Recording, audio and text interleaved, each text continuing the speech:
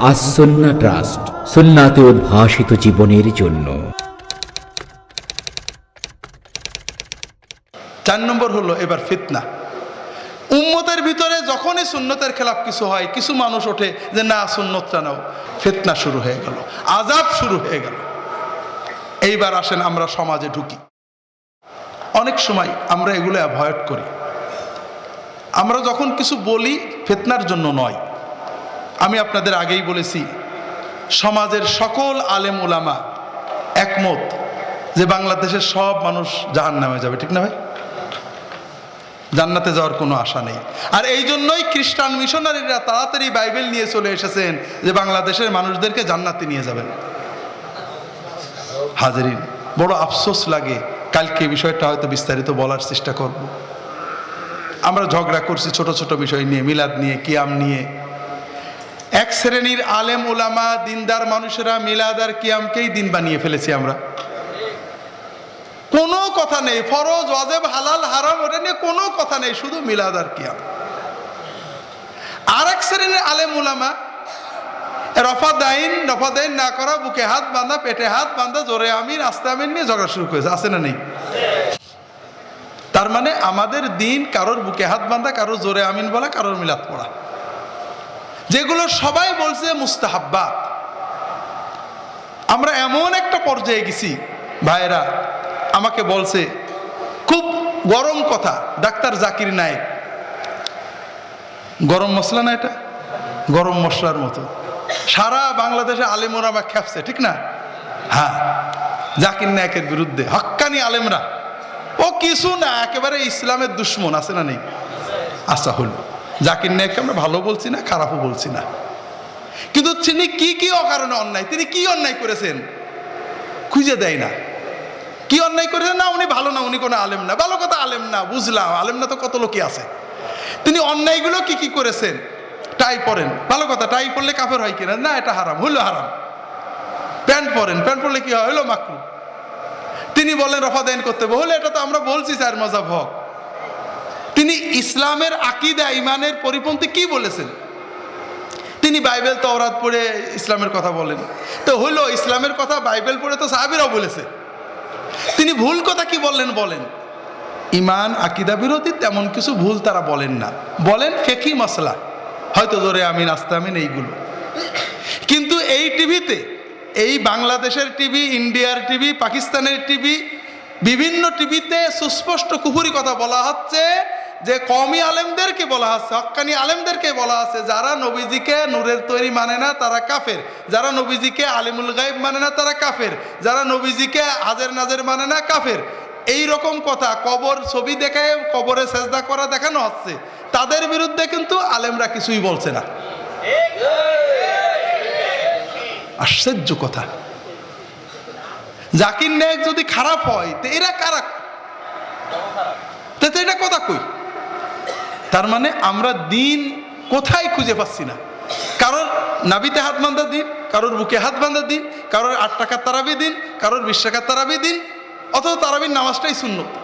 ঈমান আকীদা শিরিক তাওহীদ কুফর ফরজ ওয়াজিব হালাল হারাম এগুলো আর আমাদের এখন দিন নেই। সেদিন ইসলাম এসে, সেদিন নাই কত বছর, নওগাঁর মাঠে, তা কথায় কথায় বললাম যে আমাদের দিন এখন এরকম, কারোর মিলাদ কিয়াম দিন, কারোর রফাদাইন দিন। ডক্টর গালিব খুব বড় আলেম ঝিনাইদহে আসলেন, 6-7 ঘন্টা ওয়াজ নসিহত হলো। আমি ছিলাম না, শুনছি। অনেক মসলা হয়েছে, রফাদাইনের মসলা, জোরে আমিনের মসলা, কুরবানি 7 ভাগ হবে নার মসলা, কিন্তু স্ত্রীর অধিকারের মসলা, স্বামীর অধিকারের মসলা, পিতামাতার হকের মসলা, শ্রমিকের মসলা একটাও আলোচনা হয়নি। এগুলো ফরজ আর এগুলো নফল মুস্তাহাব্বাত। তাই আমাকে বাহাউদ্দিন বলছে যে, একজন বলছে ওনার বইটা পড়লে তো মনে হয় আলে হাদিস, আলে এখন তো ওয়াজ করলেন হানাফি হানাফি। তাহলে যা হয় হবে। তো যেটা বলছিলাম ভাইরা, আমরা এখন যেটা বলবো আপনাদের অনুধাবনের জন্য, ঝগড়া করার জন্য না, কিন্তু বলতে হবে, অন্তরটা ক্লিয়ার করতে হবে। দুটো বিষয় যেটা আমাদের সবার ভিতরে রয়েছে, মিলাদ কিয়াম নিয়ে ঝগড়া আছে না নেই? আছে। আপনারা বলবেন যে আপনারা তো মিলাদ বিরোধী, ঝগড়া করছেন। না, ঝগড়া করছি না। কিছু কথা বলছি অন্তর থেকে ফিতনাটা দূর করতে। শুধু আমরা কখনো, আমার বই পড়েন, মিলাদের বিরুদ্ধে কিছু বলি না, মিলাদটাকে সুন্নত মতো করার জন্য উৎসাহ দিই। সমস্যাটা কি? মিলাদ তো অবশ্যই করতে হবে। আমাদের নবীর মিলাদ করবো না তো ঈসা নবীর মিলাদ করবো নাকি? কিন্তু সেই মিলাদটা কি সুন্নত মতো করতে হবে না আমাদের মন গড়া করতে হবে? সুন্নত মতো করতে হবে। সুন্নত মতো করলে আল্লাহ কবুল করবেন, এইটুকু শুধু। সুন্নতের বাইরে যারা করছেন, যারা মসজিদে নববীতে এহরাম করে আছেন, তাদের সাথেও আপত্তি নেই। তবে আপনারা যারা একটু চিন্তা করেন, সুন্নত মতো করেন, আমাদের সবটা বেশি হবে, এইটা শুধু আশা। কথা বুঝতে পেরেছেন? কাজে এটার জন্য আমাদের ঝগড়ায় পরিণত না হয়। রাসূলুল্লাহ সাল্লাল্লাহু আলাইহি ওয়াসাল্লামের মিলাদে আমরা অনেকগুলো মাসনুন ইবাদত করি, সুন্নত ইবাদত করি। নবীজির জন্মে আনন্দ প্রকাশ করা, নবীজির দরুদ পড়া, সালাম পড়া, হাদিস আলোচনা করা, জীবনী আলোচনা করা, ভালো কাজ না খারাপ কাজ? সবগুলোই ভালো কাজ, মাসনুন সুন্নত ইবাদত। তবে প্রত্যেকটারই সুন্নত তরিকা আছে। রাসূলুল্লাহ সাল্লাল্লাহু আলাইহি ওয়াসাল্লামের মিলাদ, জন্মে আনন্দ পালনের সুন্নত তরিকা হলো সোমবারে রোজা রাখা। রাসূলুল্লাহ সাল্লাল্লাহু আলাইহি ওয়াসাল্লাম সোমবারে রোজা রাখতেন। সাহাবায়ে কেরাম জিজ্ঞাসা করলেন, তিনি বললেন, যাকা ইয়াউমু উলিদতু ফীহি ওয়া যাকা ইয়াউমু বুইসা ইলাইয়া। সোমবারে আমি নবুয়ত পেয়েছি, সোমবারে আমার জন্ম হয়েছে, তাই আমি সোমবারে রোজা রাখি। তাহলে নবীজির জন্মে আনন্দ প্রকাশের জন্য সুন্নত তরিকা কি? সোমবারে রোজা রাখা, ঠিক না? যারা মিলাদের অন্যান্য পদ্ধতি করেন তারাও বলেন নবীজি সোমবারে রোজা রেখে মিলাদ করেছেন, আমরা এই কায়দায় করি। এখন আমার প্রশ্ন হলো যে সোমবারে রোজা রাখা কায়দায় করলে সমস্যাটা কি?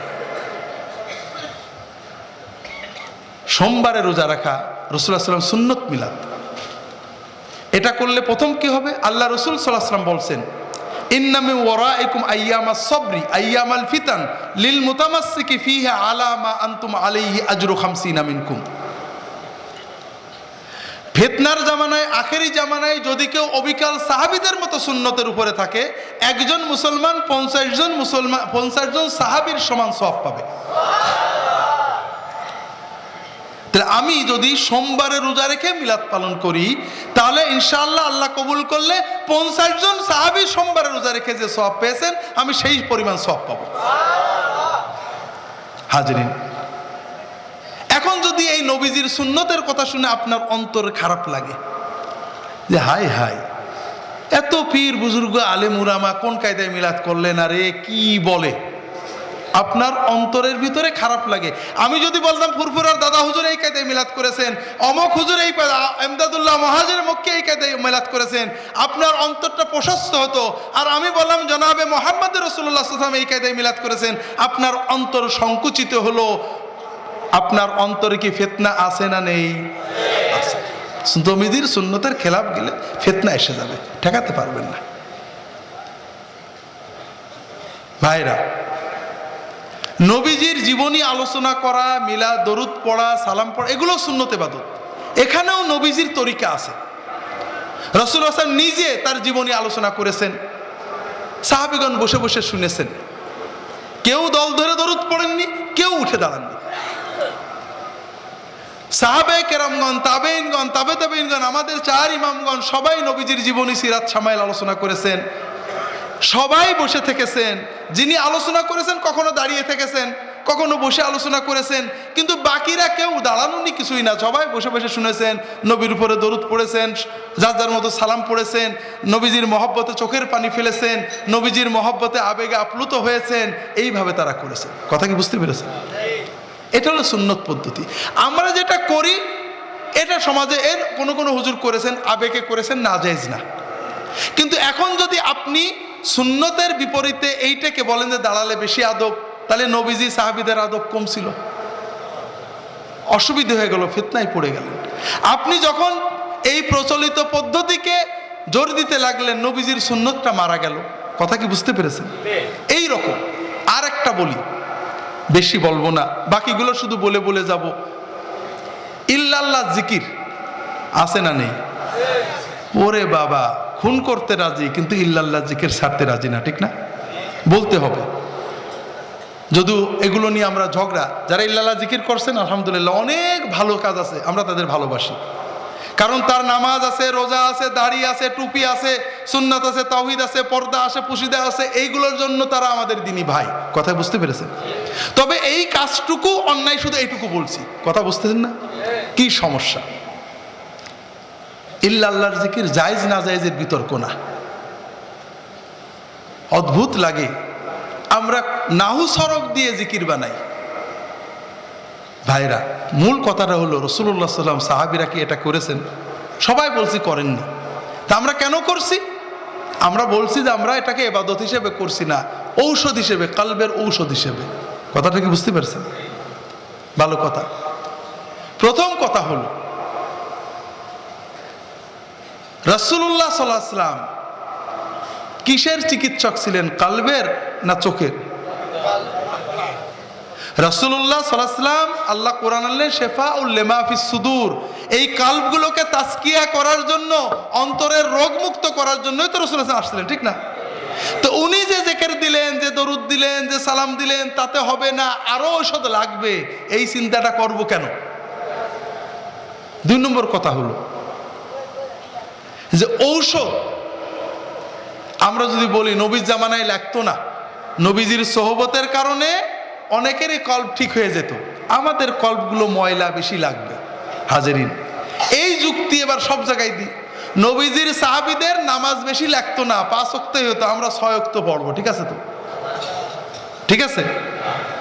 নবীজির সাহাবীদের নামাজে এক রাকাতে 2 সেজদায় চলতো, আমাদের হচ্ছে না 2 সেজদায় 4 সেজদা করবো, রাজি আছেন তো? হাজেরিন, রাসূলুল্লাহ সাল্লাল্লাহু আলাইহি ওয়াসাল্লামের ঔষধে কাজ হয় না, আরো ঔষধ লাগে, এই চিন্তা আমাদের করা ঠিক না। 3 নম্বর হলো ঔষধ যদি হয় তাহলে ঔষধ কতদিন লাগে? আজীবনই যেটা করেন সেটা ঔষধ থাকে না।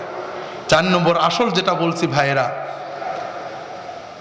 সুন্নতে পেট ভরছে না। আমরা যদিও দাবি করছি এটা ইবাদত মনে করি না, ময়দানে গেলে সালেকরা, আমেলরা এটাকে ইবাদতই মনে করে, সব ইবাদত করেছে, জিকির করেছে, তরিকা সুন্নত জিকির করেছে, আমল করেছে, কিন্তু গায়ের মাসনুন জিকির না করা পর্যন্ত পেট ভরছে না। আছে না নেই ভাই?